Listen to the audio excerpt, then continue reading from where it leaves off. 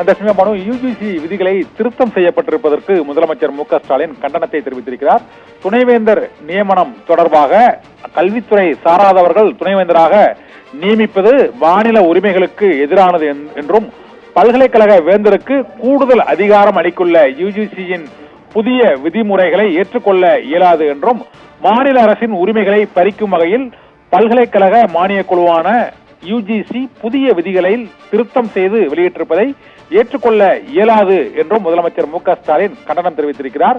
மேலும் துணைவேந்தரை கல்வித்துறை சாராத நபராக இருந்தாலும் துணைவேந்தராக அவர் பொறுப்பேற்கலாம் என்பதை ஏற்றுக்கொள்ள இயலாது என்றும் கல்வி பொதுப்பட்டியலில் இருப்பதால் யுஜிசி தன்னிச்சையாக இந்த விதிமுறைகளை அமல்படுத்த முடியாது என்றும் மக்களால் தேர்ந்தெடுக்கப்பட்ட மாநில அரசின் அதிகாரங்களை ஆளுநரின் சர்வாதிகாரத்தின் கீழ் அந்த பல்கலைக்கழகங்களில் செயல்படுத்த முனைவதை ஏற்றுக்கொள்ள இயலாது என்றும் முதலமைச்சர் விடுத்துள்ள அந்த அறிக்கையில் தெரிவிக்கப்பட்டுள்ளது. இதனால் பல்கலைக்கழக மானியக் குழு விதிகள் திருத்தமானது மாநில உரிமைகளுக்கு எதிரானது என்றும் முதலமைச்சர் மு க ஸ்டாலின் கண்டனம் தெரிவித்திருக்கிறார்.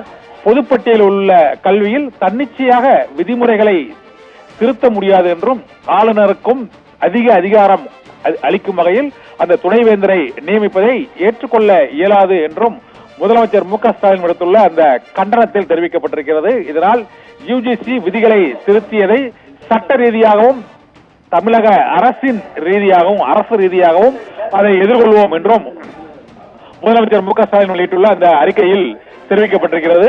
கல்வித்துறை சாராதவர்களை துணைவேந்தராக நியமிப்பதை தாங்கள் ஒருபோதும் ஏற்றுக்கொள்ள இயலாது என்றும் பல்கலைக்கழக வேந்தருக்கு கூடுதல் அதிகாரம் அளித்துள்ள யுஜிசியின் புதிய விதிமுறைகளும் ஏற்றுக்கொள்ள முடியாது என்றும் முதலமைச்சர் மு க ஸ்டாலின் வெளியிட்டுள்ள அந்த அறிக்கையில் கண்டனம் தெரிவித்திருக்கிறார். மக்களால் தேர்ந்தெடுக்கப்பட்ட அரசான மாநில அரசுக்கே முழுமையான அதிகாரங்கள் இருக்க வேண்டும் என்றும் கல்வி பொதுப்பட்டியலில் இருக்கக்கூடிய சூழ்நிலையில் யுஜிசி தன்னிச்சையாக இந்த விதிமுறைகளை மாற்றியதை தாங்கள் அமல்படுத்த முடியாது என்றும் தமிழக கல்வி நிறுவனங்களின் சுயாட்சி பறிக்கப்பட்டால் அமைதியாக இருக்க முடியாது என்றும் அவர் தெரிவித்திருக்கிறார்.